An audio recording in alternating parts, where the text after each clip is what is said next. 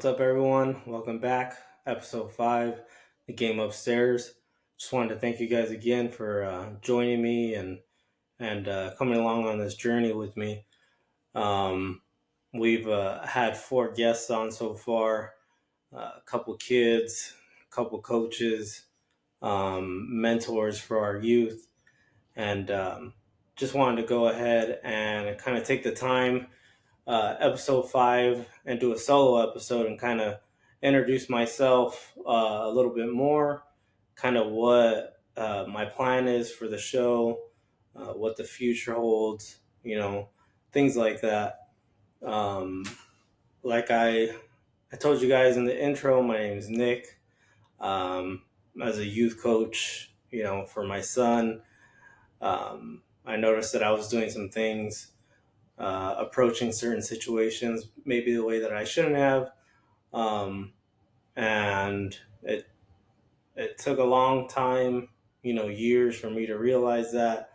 And then, to go back and to think about kind of where that stems from. And it stems from, kind of how I was brought up and the things that I had to go through with my dad and how he treated certain situations and stuff like that.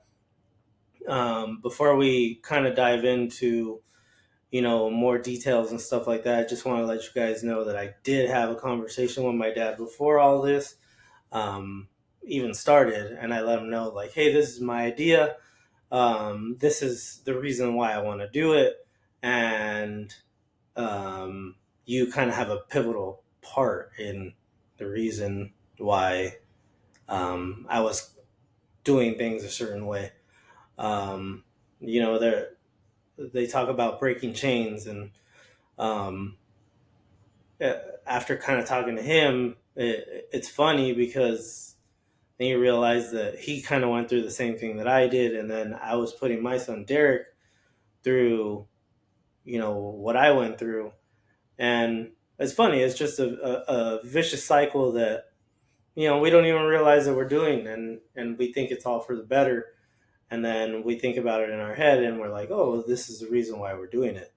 Not really thinking about what the um, kind of outcome could be, or how our kids are thinking about it, or the way they're feeling about it. It's just as youth coaches and as people who see their kids kind of in a different light, we all have egos, and as much of us that don't want to admit it, we do. I'm probably going to get a lot of flack about it, but it is what it is. If we can't be honest with ourselves, then how can we be honest with a group of kids and say, what, yeah, I do have an ego. I want to win, or I want to be considered this, or whatever. That's those are the simple facts.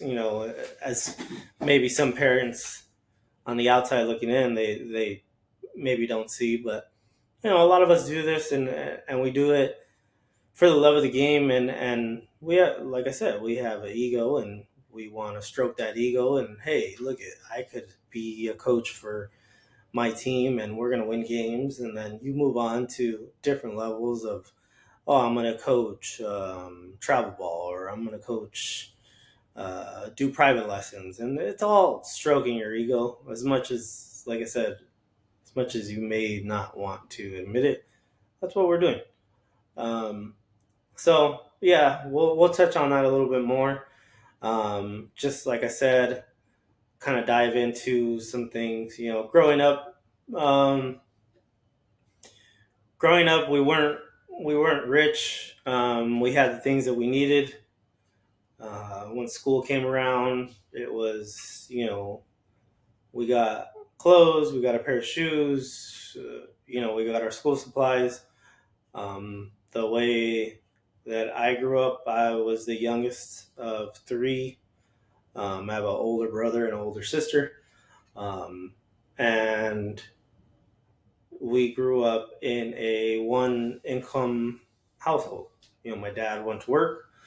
My mom stayed home, and she took care of the home stuff, and my dad took care of, you know, the working and going to work and trying to provide for us. It's kind of normal back then, I would say. Not so much anymore. It's kind of hard to um, avoid having a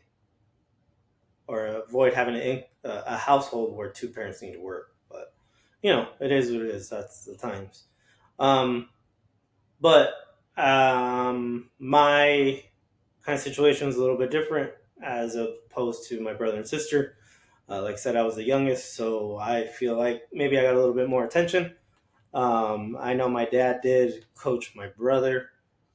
My sister was doing other things in terms of extracurriculars where my dad wasn't able to coach her. But then he jumped in with myself again, and you know he would go to work his long hours, and then I would play baseball, or I played one season of youth basketball. I never played soccer. Um, my dad wasn't a big fan of soccer, so unfortunately I didn't get to experience that. But I did play popcorn football. Played many years of that. Um, then as I got older, moved on, and played a little bit of football, a little bit of baseball in high school, and then situations got a little bit different at home, and um, not that I was forced to, or that I just kind of felt that I needed to, uh, as I got older and I was able to go to work, and kind of help out where I could at home. Um, Within that time, by my senior year, I had decided um, to not play baseball any longer. I was already done playing football. Um, but one of my good buddies at the time, and still keep in contact with him now, he was like, "Hey man, if we don't get enough players, we're not gonna have a golf team." So I took the opportunity. Had no, I watched on TV. I had no idea how to play, but took the opportunity to go ahead and try that out, which was one of the most funs that I've had. And then now as an adult, I realized I was playing golf for free, which is a big perk because golf is an expensive sport.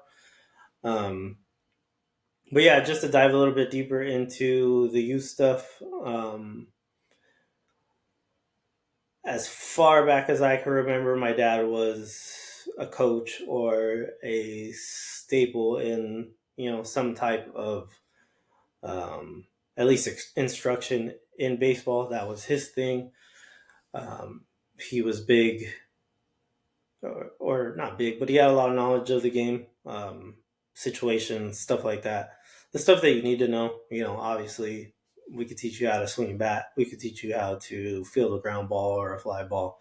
But to teach you situations and where to go and first and thirds and stuff like that, you're not really going to learn that unless the coach really, is paying attention and is teaching you those things. So that's where my dad kind of took over, and it was fun.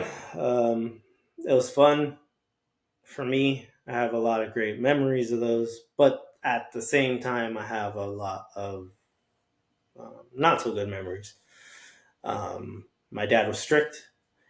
He expected certain things. He didn't play into the daddy ball thing where, hey, you're my son, you're gonna play. No, it was, hey, my son, you're my son, and you're going to um, do things my way, or produce numbers, or produce these things, or you're not gonna play.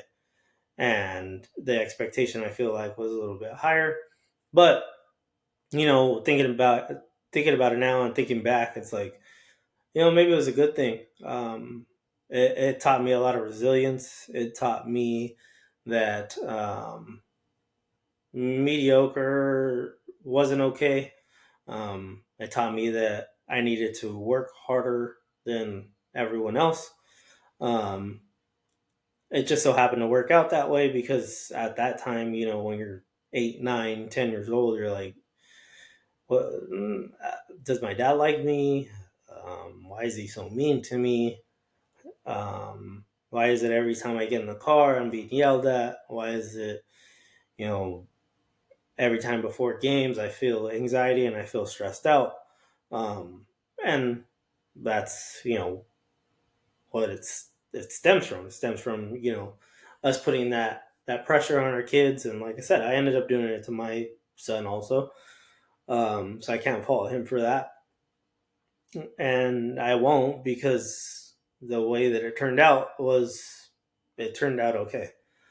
Um, but I do remember specific things, and like I said, I had that conversation with my dad, months back, and I had told him, like, and I remember this, and he doesn't remember that, and I remember that, and he doesn't remember that either, and there's situations where I had great games, all the stats were where they needed to be.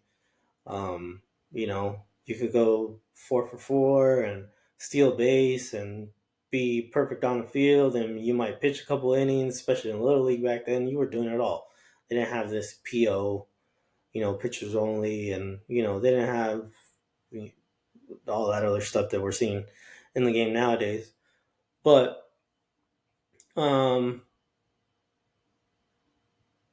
there there were situations where I got game winning hits while I was playing for my dad, and it wasn't good enough. We'd get in the car and, well, you did this and you did that, but you didn't do this, and it wasn't, you just didn't do that, and let's work on it the next time and leave it alone. It was, you know you didn't make the right move here, and why aren't you making the right move here? I've shown you that move this many times, and this needs to be perfect at all times. And how could you not realize that you made the mistake here? You see, that's the problem that we're having, is that you don't even realize that you made that mistake, and I had to point that mistake out to you. And it's like, oh, you know there's been situations, or there was situations back then, where my mom would step in and be like, okay, that's enough, you know that's enough, because they would get to that point where it's like, yeah, it's enough. um and like I said, as a young kid, you start to think, does my dad like me? Does my dad care? Am I a burden? But that's the way it was. That was what he knew. Baseball was what he knew, and he got that same kind of treatment from his dad, who, my grandfather was, man. His knowledge of the game was insane. Um, then we move on to basketball, and that's where you kind of realize, my dad wasn't a big basketball guy, but that's where you realize, oh dang, my dad kind of has my back, because I remember playing basketball, and um, back then I was little. I don't remember even how old I was, maybe 9, 10, um, and I could shoot the ball. I knew that. I didn't have any other concept of the game. I could dribble without traveling, and I could shoot.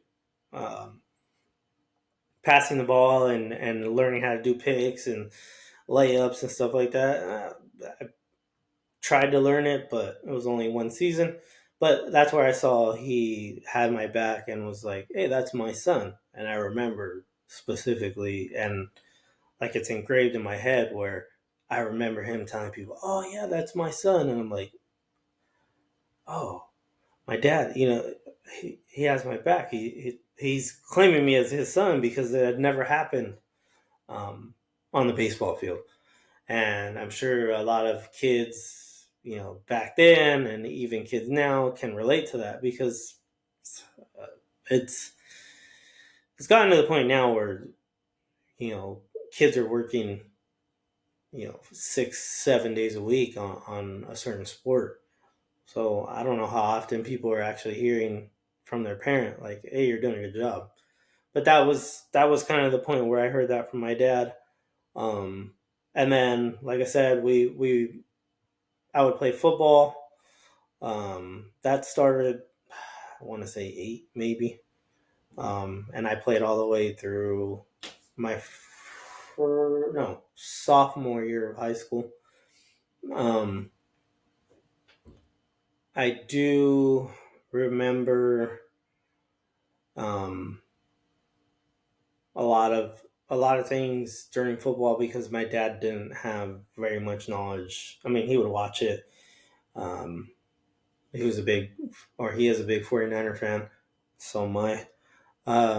But he was a big Joe Montana fan, Steve Young. So, I mean, he watched it and he understood what needed to happen. But in terms of maybe the positions that I was playing, I mean, I'm smaller now, but back then I was a bigger kid where Pop Warner required you to weigh in and you had to be within a certain weight. If you weren't within that certain weight, then you had to move on up to a bigger division, regardless of what age you were. And those were weekly weigh-ins. We had to weigh in weekly, not like I believe now it's once before the season, maybe halfway through the season. But I was always a bigger kid on the team, and I played center or I played guard on the O line. And I mean, in terms of knowing the game, you're not going to know a fair weather fan isn't going to know, oh, this guy needs to block down right here, or he needs to pass block instead of run block, and you can't advance up the field blocking on the whole line. And then as a center, you're, oh, yeah, my kid made a good snap.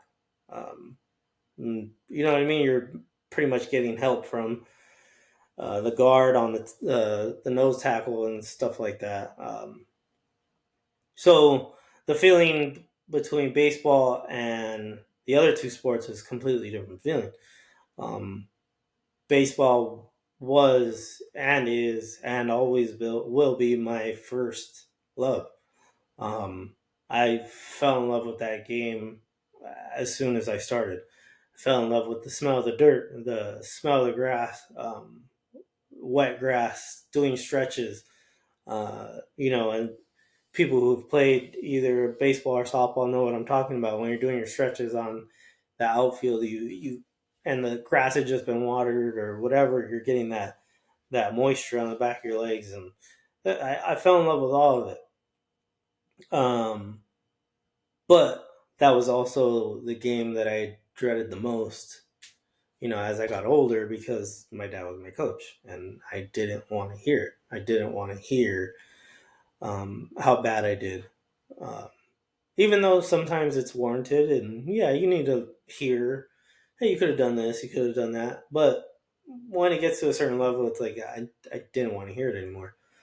Um, but moving up and then playing at the high school level, I get into high school, and that's when he kind of lets off a little bit. It's not so much anymore because he doesn't have control of the team and other players and stuff like that. Um, it was more frustration at that point where, um, because the first couple weeks I wasn't getting very much playing time. There was a kid on the team. Mm, I don't want to say it this way, but maybe shouldn't have. But his dad was, part of the coaching staff, and they played into that daddy ball. And luckily, within the first week or two, they realized that there was other players that should be on the field. And at the high school level, that's kind of the way that you need to play it. You're trying to win games at that point. It's not little league where, oh, little Timmy and Johnny have to play, two defensive innings and have one at bat. High school level, it's the best niner on the field, and that's it. If you want playing time, you better work harder and try to earn that playing time. And that's what it ended up happening. Ended up, trying to prove myself at practice. I got a chance and ended up playing. Um, So that's kind of where my dad's frustration was back then was, hey, why why is this kid playing? Why aren't you need to work harder in order to get some playing time? Um, and just to kind of feed into how it was back then with my dad, it wasn't a calm demeanor. He worked, you know, hours, countless hours, overtime, warehouse work, stuff that's not easy, and then having to deal with traffic and on the way home, and stuff like that. So being frustrated is easy, um, and I've told my dad this plenty of times, but back then I didn't like him. There was I would even use the word hate at that. Back then I didn't like being around him. I didn't like talking to him. I didn't like hearing what he had to say. I didn't like I said, he worked countless hours and he had a distinct smell when he would get home, and I didn't like the way he smelled. Um, it's sad, but at the same time, to see where we're at now, and to see as a parent what his intentions were, and to have conversations with him now, and to hear what he had to go through, and then what I went through, and just to hear everything, it's you know I I wouldn't change a thing, and I love him. I love that man to death. Like he sacrificed a lot for us, and as a young kid, you don't realize that. Um, but he would always make an effort to show up high school. Um, that's a big thing. It's a big thing for any kid to have a parent, a loved one, someone who is a role model, or something like that. Just show up, or at least check in and find out. And the cool thing about high school at that age is he would show up, and then my grandpa would show up. My grandpa lived up the street from the high school that I would go to, and he was at every home game. He didn't drive too far, so he was at every home game. He knew when every home game was. He was always the first one there. He was always um, behind the batter's box. That backstop. He was right there, uh, watching, talking. The funny thing is that my grandfather only spoke Spanish. Growing up, I didn't know Spanish. I knew some words here and there. Um, he knew very few words in English, but we both spoke baseball. That is a universal language, and for those of you who've never played, I'm sure there's maybe other sports where it's the same thing. We have a universal language. We know what things mean, and it was cool. After games, sometimes we would go to his house, and because like I said, it was up the street, and we would talk, and he was telling me things in Spanish, but I completely understood him in those moments because we were talking baseball. um, and those memories could and never be will never be replaced. um, at this time, I think I entered high school in the end of 2003. So then that means 2004, and then the next year, um, ended up tearing my rotator cuff, so wasn't able to play. Um, Sophomore season, I did play football that year. Like I said, my dad he would show up. My brother would show up. My sister would show up. People were supporting, um, and things were good. Um, Junior year came. I was, eligible to play baseball again. At that point, I had made the decision based on some coaching things and some stuff that was said inside locker rooms from football coaches and other things, and I had made the decision to just strictly focus on baseball.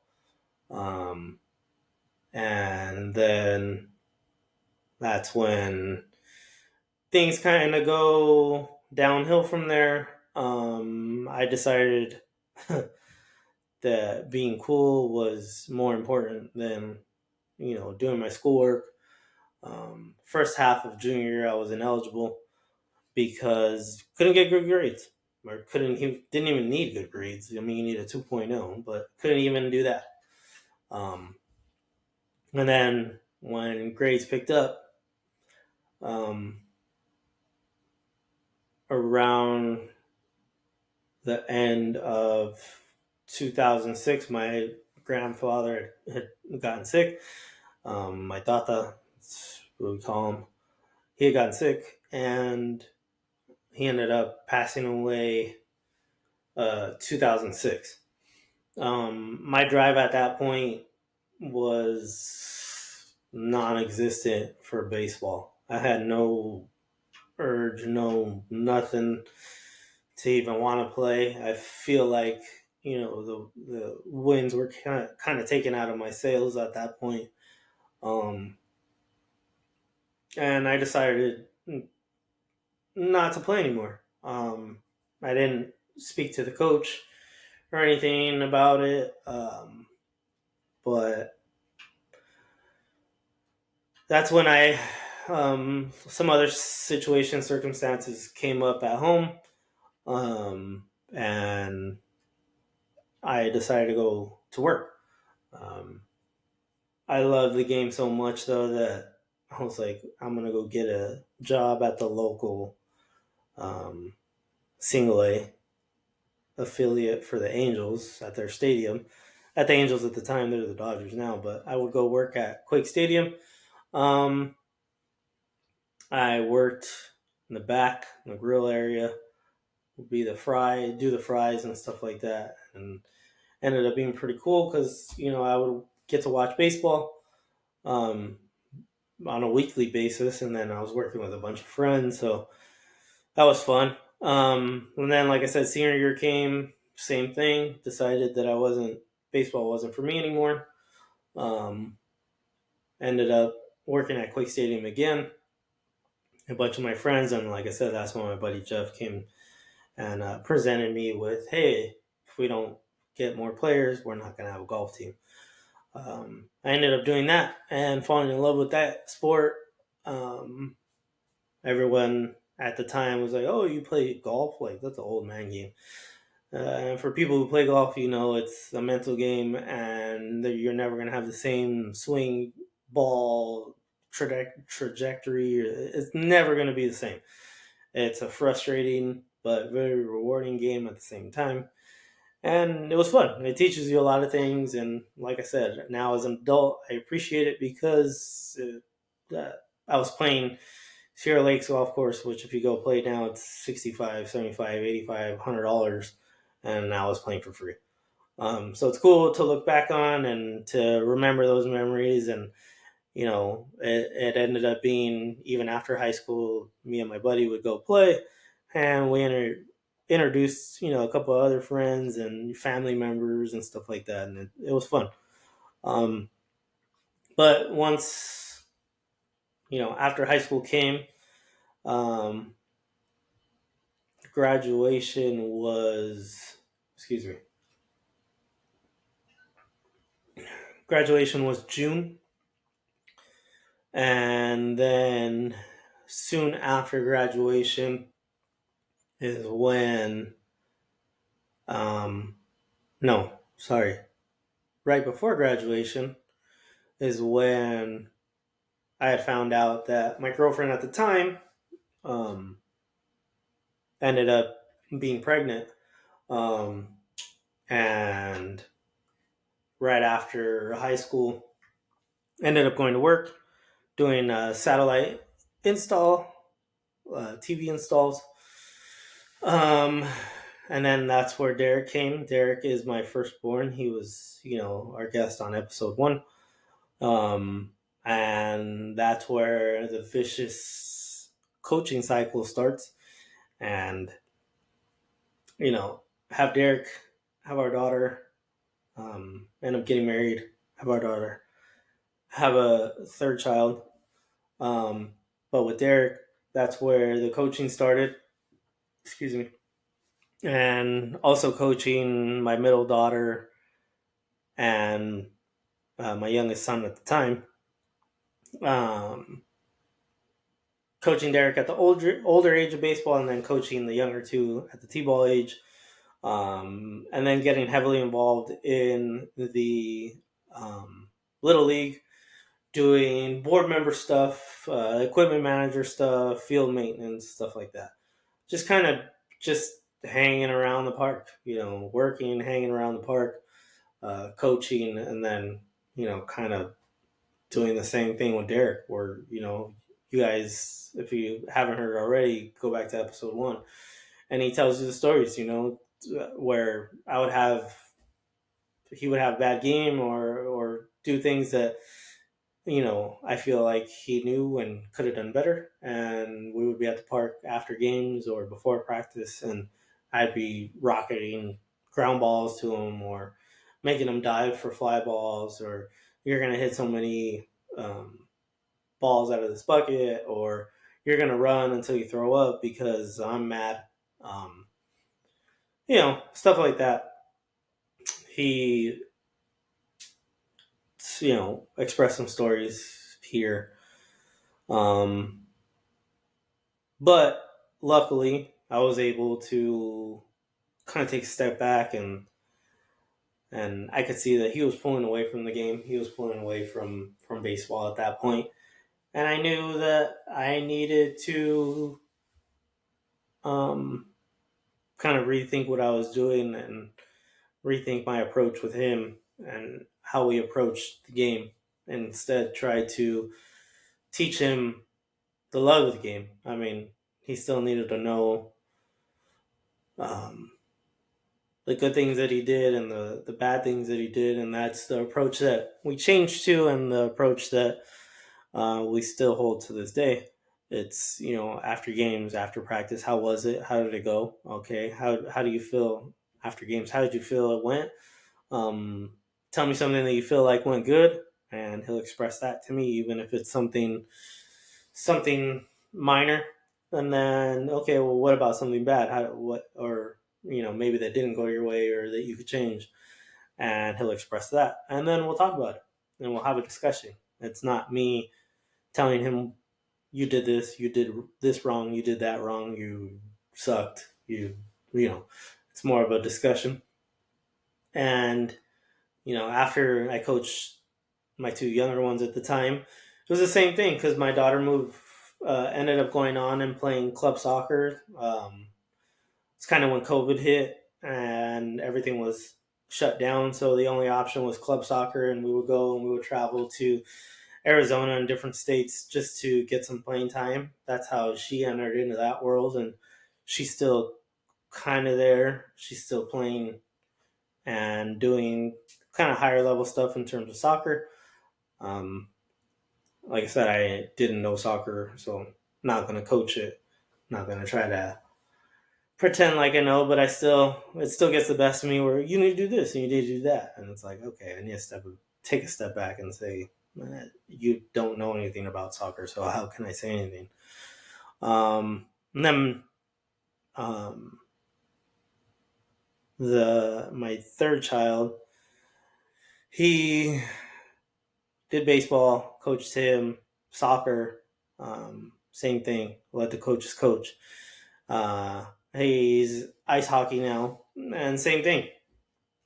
I know the rules. I know a little bit about hockey.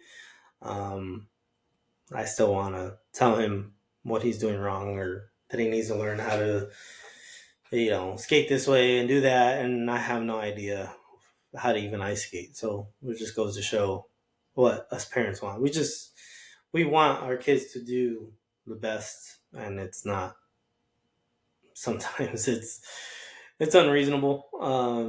Like I said, I readjusted with Derek and with the other two, and since I've had a fourth child, he is 1 year old, and I am trying very hard to not um, try to influence anything yet.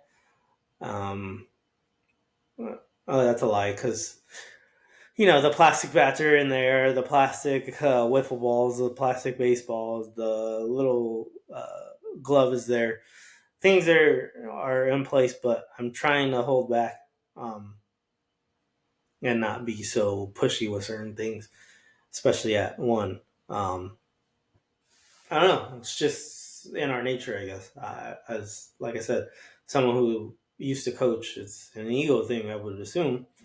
Um, but that's kind of what happened. I ended up coaching Derek till he was, I don't know, 12, 13. And then I decided, okay, I'm going to let the coaches coach. And then 13, 14 came, he started playing pony and travel ball. And that's where episode 2, guest Rocco, his dad, him and I remained friends because Rocco and Derek played soccer when they were about 4. We remained friends, and he knew I was a big baseball guy. I knew he was a big baseball guy, and he had a pony league team. And he asked if Derek could play. He had a roster spot for him. I said, "Yeah, we'll get Derek some extra work," and took him out. And I told him, "Hey, if you ever need help, catching the ball, hitting ground balls, whatever, like, I'm here."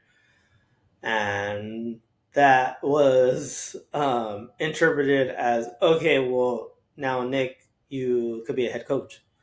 So I ended up taking on that role again. Um, Luckily, we're able to change the way that I approached it with Derek a little bit, and end up having the time of our lives with that team. In terms of baseball, Derek had a lot of fun. I had a lot of fun. He was with some old buddies, and I got to hang out with an old buddy of mine, and some other friends were made on that team. Lifelong stuff, which is cool. As young athletes, that's what kids remember the most. They remember, at least I do. I remember the trips. I remember making friends. I remember um, the pizza parties after the game. Um, for us Fontana kids, I remember Maxwell Street Pizza. I remember going and doing those things, and that was always the fun stuff. I don't remember, back in 2001, I had 4 hits and 2 stolen bases. I don't remember stats, and I doubt kids do. Maybe if it's recent, they do, but just trying to create those core memories, and trying to hone in on the whole mental health and what our kids are thinking about, and you know what kind of stuff is going on at home, and how that can affect them and their performance, and maybe not holding them to um, certain standards. Yeah, there should be standards, and standards should be met just to create accountability, but just to be a little bit easier when things maybe aren't going good at home, or um, maybe family stuff is happening, and and realizing that I know Derek was going through his stuff, like I had mentioned episode 1. Him and myself and his mom ended up getting a divorce, which is unfortunate, and it's hard for kids. It's hard for kids to deal with. It's hard for adults to deal with. I wasn't a nice person at those times. I know that, and that's because we get into our selfish habits, and we think about only ourselves, and we're not thinking about how these things are also reflecting our kids and our families and our people that are around us. And um, like I said, we're still trying to hold our kids to these standards, and they're in the batter's box, and they're thinking about their parents, or they're thinking about the things that are going on at home. or their uncle or aunt, or things like that. And it's sad, but it's reality. We all go through stuff. Um, I know my kids have been through a lot, and this is their outlet. This is where they should have fun. This is where they should find a little bit of peace. So, um, yeah, we coached that year. Now Derek ended up moving on to high school. Freshman year was awesome. Um, I got to see Derek come into his own because he had no influence from his dad. I, as much as I wanted to, refrain from talking to the coach. Of course, we would have our conversations just real quick, brief, nothing crazy. He would tell me about Derek, and then I would ask a question, and that was it. I kind of held back because I didn't want to. I wanted that to be Derek's thing. I wanted his baseball years to be his years. Um, my daughter still ended up playing soccer. Um, my son, again, my other son, hockey. Uh, and then, excuse me, sophomore year came. Derek made the varsity baseball team at that point. Started off pretty hot. Um, did his summer league and fall ball, and started the season as a starting right fielder as a sophomore, which I believe at the time he was only him and one other kid were the only starting sophomores. And I was super proud, super ecstatic. I still am, but in those moments, as someone who was, or was his coach, and then you're his father, and you see what he's been through, and you see him daily, um, kind of grind those things out and um, deal with the things that he had to deal with at home, um, and the changes that were happening, to see him come into his own and do those things, and uh, um, it's cool. Um, Only parents can kind of understand. Um, it's fun to see. It's fun to watch, and he did it.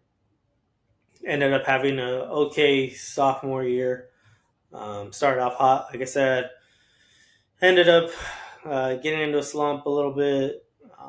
Try to work yourself out of it, and that's all that I hope for.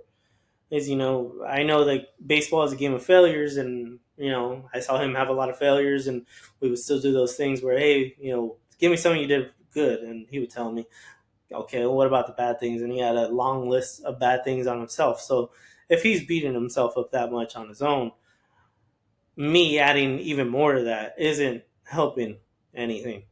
But to hear him realize those things that I caught also is like, okay, he's grown. Um, and then to see him try to work out of it, and in terms of slump as far as hitting, to see him try to work and change his hands, and hey dad, I tried this, I tried adjusting my hands here, or hey dad, I tried adjusting my stance here and my feet here. I'm like, see, it's clicking, he's working, he's doing everything that I hoped and tried to instill in him, even though it's the wrong way. It's working, and he's trying it out. Now, as we're getting into his junior year, um, he, as school ended his sophomore year, he came and he approached me and he said, um, I think I want to go back out and play soccer. And for me, kind of the way that I grew up, where we played different sports, I was happy. I'm like, yes, please go do it. Um, I grew up, like I said, playing other sports, where nowadays it's kids do the same sport 6, 7 days a week. Um, And I have always had a fear with Derek of burnout, and then fear with my other two kids of burnout. Um, I don't want them to fall out of love with the game because of doing it too much. So when he told me, "Oh, I want to go play soccer again," I was happy. I'm like, "Yes, please go do it. Do it. Talk to the baseball coach. Let him know that this is what you want to do, and have fun with it."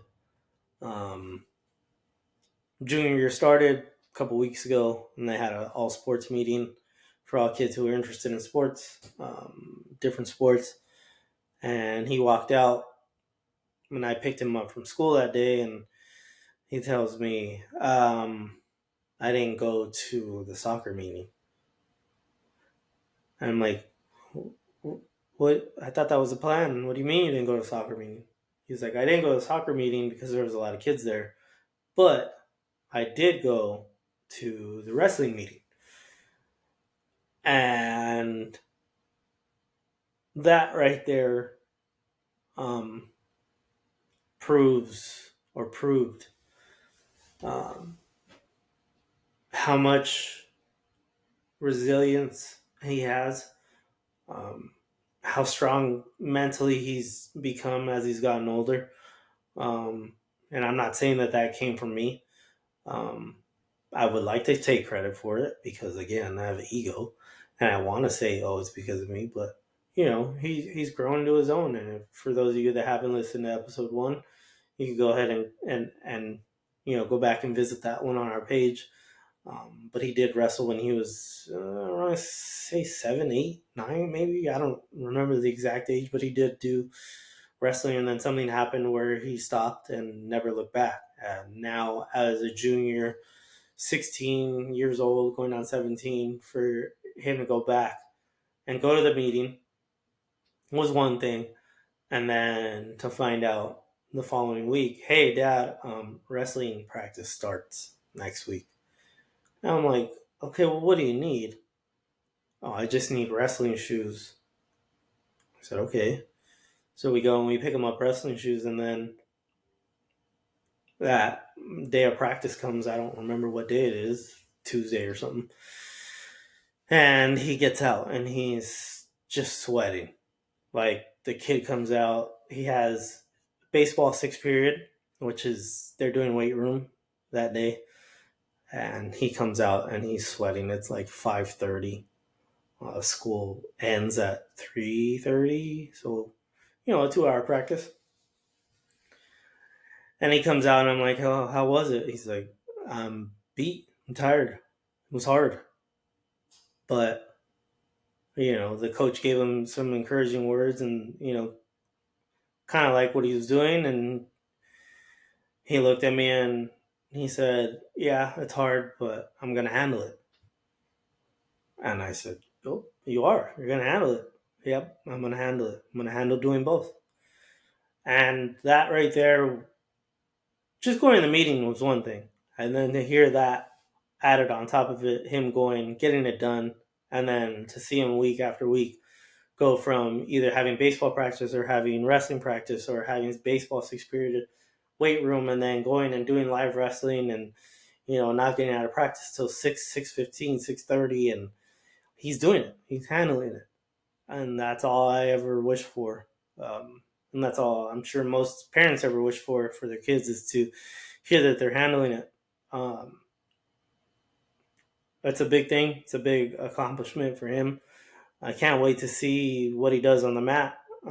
There will be more updates, I'm sure, on here. I can't wait to see what he does on the field. Again, that's my first love. He loves the game of baseball. I'm actually in his room right now doing this, and I'm looking at all his pictures and posters, Derek Jeter and Yankee stuff on the wall, and that's his thing.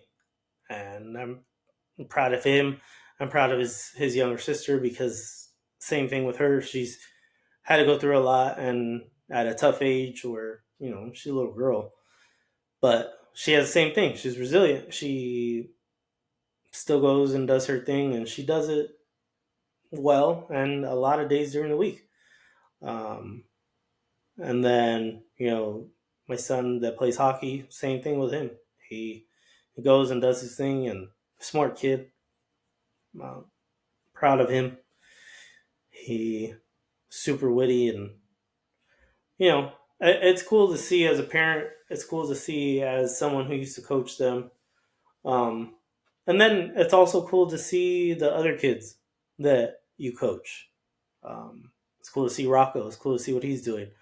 I found his dad on TikTok the other day, and man, he's a grown man. Like, it's funny how much he looks like his dad, and I'm like, man, I remember him as a little kid. And then to see other kids when you're walking around the park or you see them, at their high school games, and hey, what's up, coach? Oh man, it's it's rewarding as a coach. When you're in it, you're like, oh god, I'm so tired. I don't want to do this anymore. It's taxing, and it's a lot of time, and I don't get the recognition that I deserve, and blah blah blah blah blah. But now to see them as they're getting older and they recognize you, hey, that was my coach. It's crazy, but it's super rewarding. I wouldn't change it for a thing.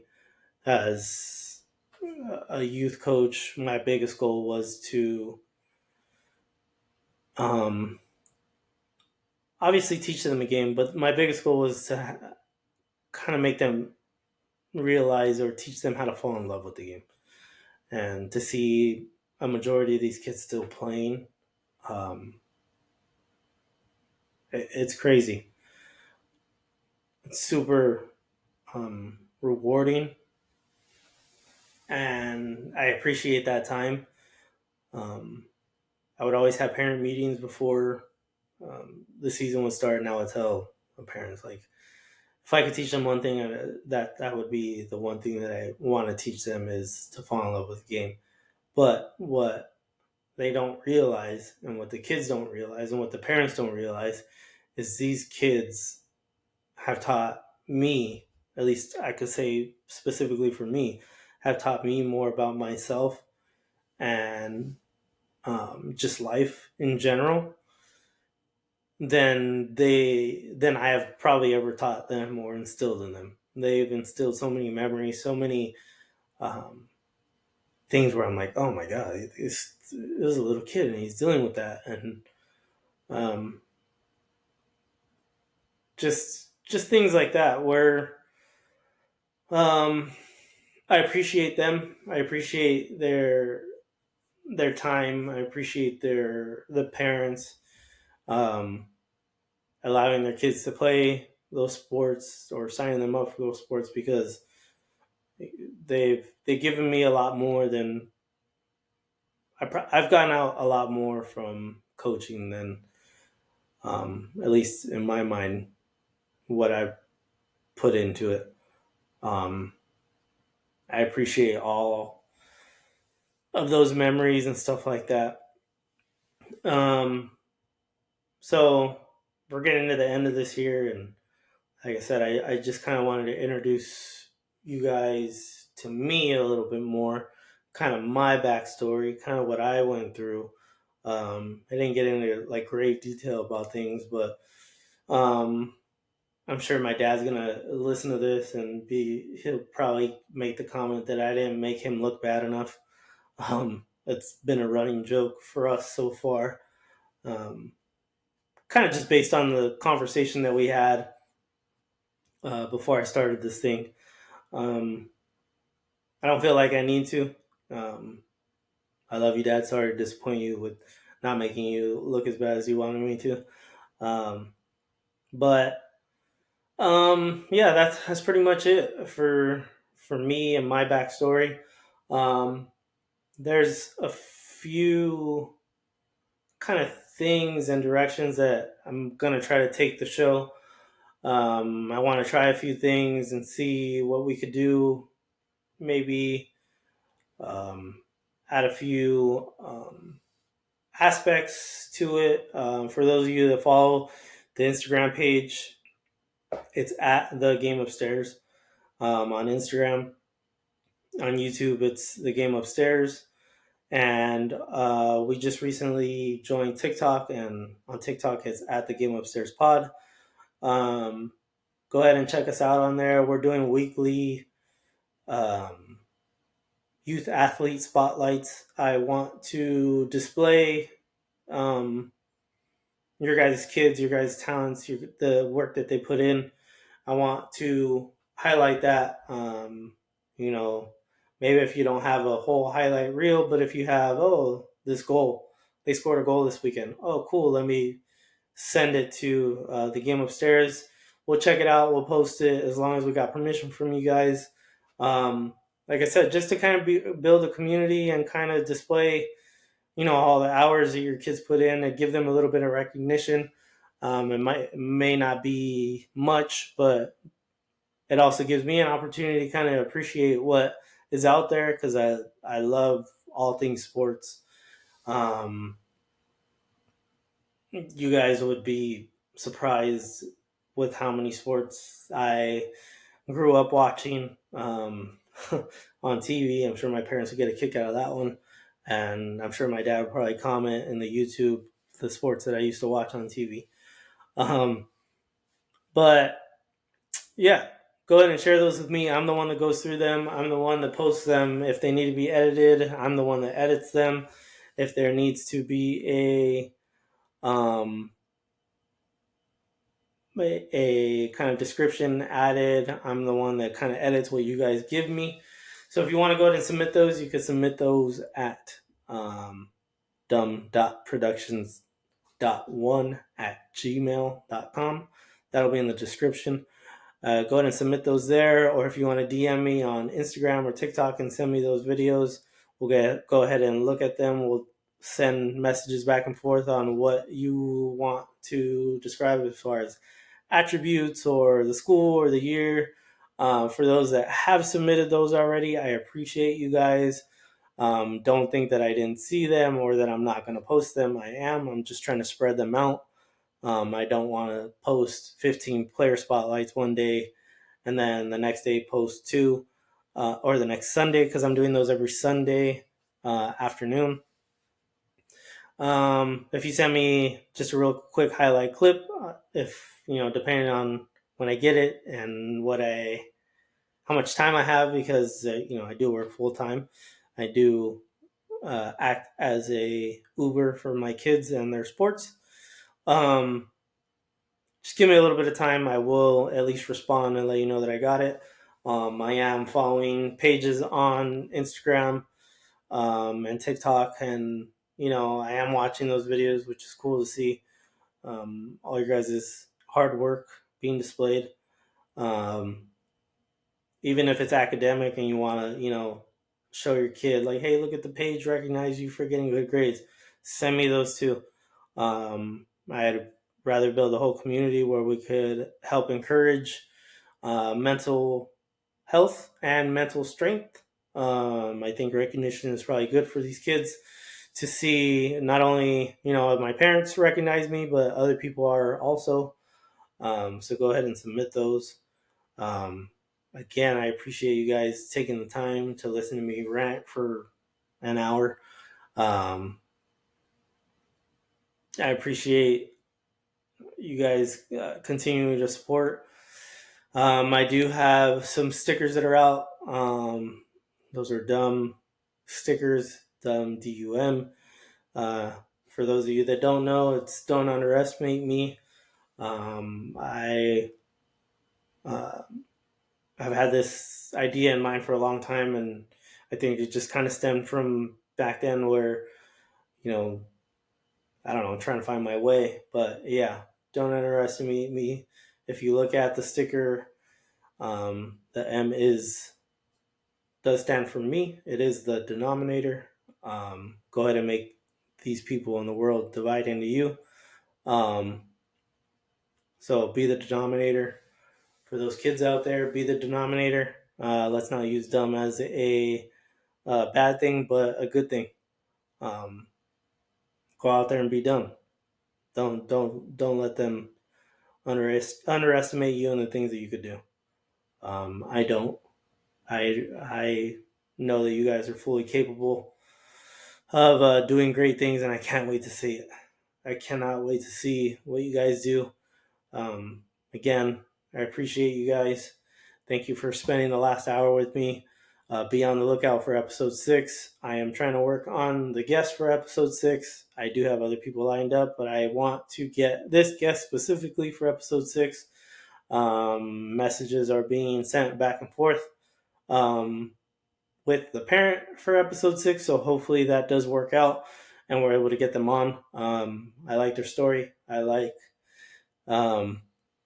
what they represent. I like what their mom represents, and um, I've been a part of, not been a part of their family, but I have watched from afar for years where, I see them and they are the epitome of dumb.